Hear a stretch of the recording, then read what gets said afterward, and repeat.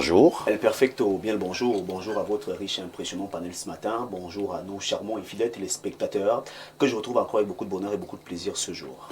Les membres du RDPC sont en haut aujourd'hui. Hein. Le Rassemblement démocratique du peuple camerounais. On dira Ayop, Ayop, Ayop. Comme le chante bien un sénateur. Vous connaissez la chanson qui bat souvent le record d'audience ce jour? Il y a une nouvelle chanson là. Ah, il y a une nouvelle. Ah, c'est ce que vous préférez maintenant. Vous avez suivi, non? C'est pas ce que je préfère, c'est ce qu'il préfère maintenant. Allons voter pour le Biya.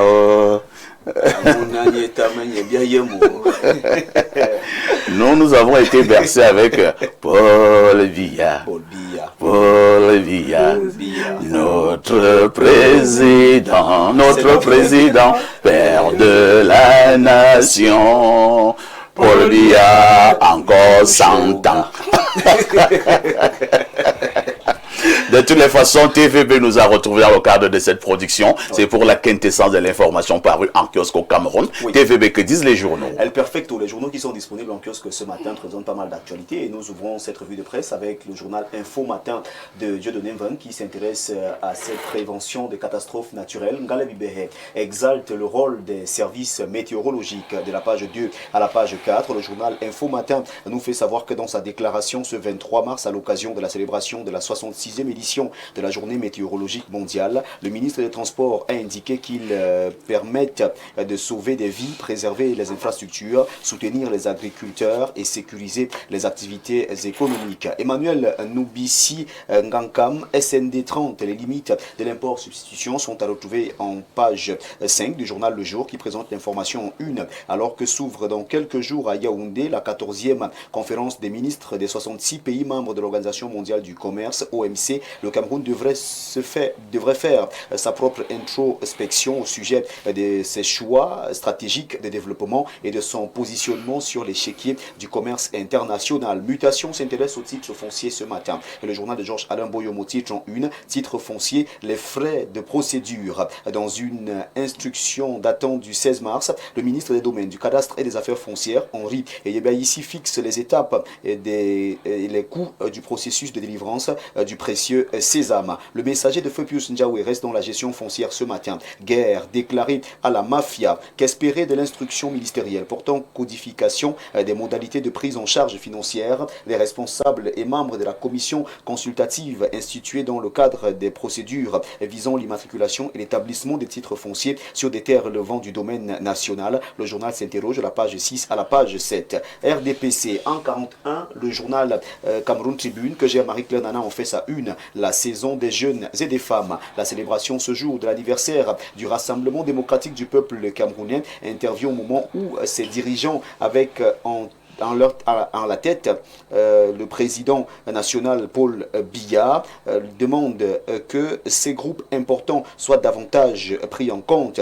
Un engagement réaffirmé en cette année d'élections législatives et municipales. C'est un focus qui revient donc sur la célébration de l'an 41 du RDPC et c'est Cameroun Tribune qui en parle de la page 7 à la page 10. Le du Sahel reste en politique ce matin et nous amène à l'extrême nord. Ce journal nous fait savoir que l'extrême nord attend la primature. C'est bien sûr le journal de Guibaï Tamaki nous le dit en page 5. Le point parle ce matin des gérontocraties et longévité, septennat des grandes espérances, jeunes et alternance, des pipés. Information à lire de la page 5 à la page 8. La riposte s'intéresse au scandale à la mairie de la ville de Yaoundé.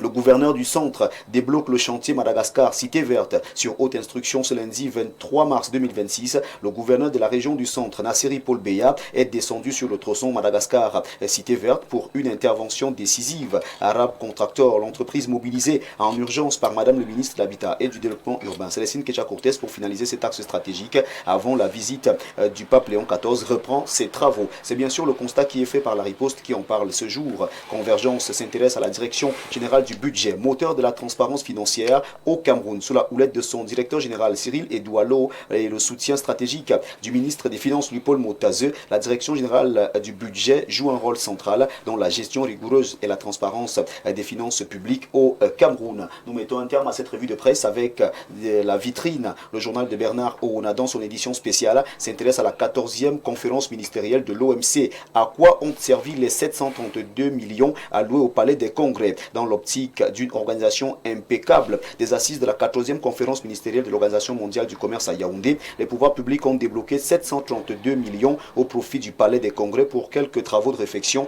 qui s'imposaient. Après quelques petits bricolages, l'argent a été distribué à quelques complices proches du gestionnaire avec de bons de commande signés à l'avance et de façon irrégulière. Le journal revient donc sur cette affaire ce matin en page 3 et s'interroge à quoi ont servi les 732 millions alloués au Palais des Congrès. Parlons bien sûr de la 14e conférence ministérielle de l'OMC. C'est bien sûr avec ce journal et cette interrogation que nous mettons un terme à cette revue de presse Acte 2 sur Info TV ce jour. Mesdames et messieurs, votre aimable attention infiniment merci et nous vous invitons à vous rendre massivement dans les kiosques pour vous procurer un journal au prix de 400 francs CFA pour que vive la presse camerounaise. Lorsque vous faites la collecte, c'est tout simplement 2 pièces de 200, 4 pièces de 100 francs, 8 pièces de 50, 16 pièces de 25, 40 pièces de 10 francs, 80 pièces de 5 francs, 400 pièces d'un franc CFA seulement et vous avez votre journal disponible en kiosque ce jour. Votre fidélité reste demeure intouchable, inattaquable, inaliénable et surtout indétrônable. Merci encore de choisir Info TV pour vous informer et merci à Perfecto pour cette tribune. Merci TVB pour cette brillante revue de la presse. Mais chaque matin au Cameroun, je suis troublé. Hein. Qu'est-ce qu'il y a? Votre dernière information, le journal La Vitrine du grand frère Bernard Arona. Je suis troublé et ça fait en sorte que je commence à vouloir mal présenter l'émission. Hein. 732 millions alloués au Palais de Congrès. Et le journal pose la question de savoir à quoi aurait servi cet argent, cette enveloppe, ce pactole. Oui. Le journal s'interroge ce matin. Vous savez que le Cameroun accueille ce grand rendez-vous du 29 mars prochain. Les délégations sont déjà au Cameroun. La directrice générale de l'OMC est déjà au Cameroun. Et donc le Cameroun s'est bien préparé pour que ce grand rendez-vous soit une totale réussite. C'est la raison pour laquelle vous avez vu des mouvements observés ci et là, des réflexions ça et là. Il était donc question ici que les différents secteurs qui ont été choisis soient bien sûr au top. Et ces secteurs ont fait leur état de besoin. Et les pouvoirs publics ont débloqué d'énormes sommes d'argent pour que les besoins présentés soient bien sûr pris en compte. Très bien. Et donc le journal s'interroge sur le Palais des Congrès qui aurait dû faire des réflexions et après quelques réflexions faites, on s'interroge, et c'est La Vitrine qui s'interroge ce matin, à quoi ont bel et bien servi les 732 millions de francs CFA alloués au Palais des Congrès. Près d'1 milliard de francs CFA. Hein. On va poursuivre l'enquête puisque ce sont des chiffres qui donnent froid au dos. Merci TVB pour cet exercice matinal. Je vous en prie, l'occasion pour moi, si vous le permettez, de saluer une téléspectatrice fidèle, Rosanne Bayeme, qui nous regarde tous les matins du côté du quartier Oudja. Elle a tenu à recevoir son bonjour ce matin.